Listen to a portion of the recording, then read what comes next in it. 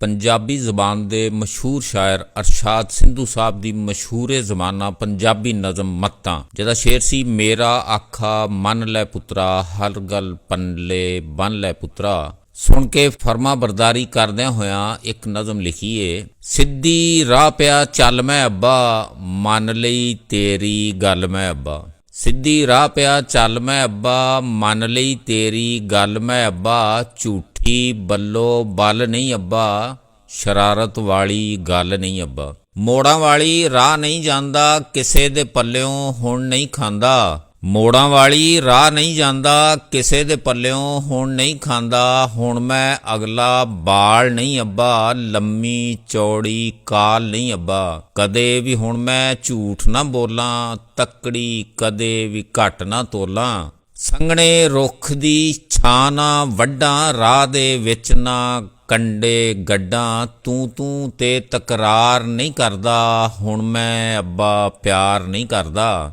ਗੱਲ ਉੱਤੇ ਪੱਗ ਨਹੀਂ ਲਾਉਂਦਾ, ਕੱਖਾਂ ਨੇੜੇ ਅੱਗ ਨਹੀਂ ਲਾਉਂਦਾ। ਕਿਸੇ ਦੇ ਨਾਲ ਨਹੀਂ ਪੰਗਾ ਲੈਂਦਾ, ਬੇਕਦਰੇ ਦੇ ਕੋਲ ਨਹੀਂ ਬਹਿੰਦਾ। ਤੇਰਾ ਆਖਾ ਭੁੱਲਦਾ ਨਹੀਂ ਹੁਣ, ਜੱਗ ਤੇ ਅੱਬਾ ਰੁਲਦਾ ਨਹੀਂ ਹੁਣ। ਆਪਣੇ ਘਰ ਨੂੰ ਆਪੇ ਕੁੰਜਾਂ, ਹਰਿਆਲੀ ਤੋਂ ਬਿਹਤਰ ਸੁੰਜਾਂ।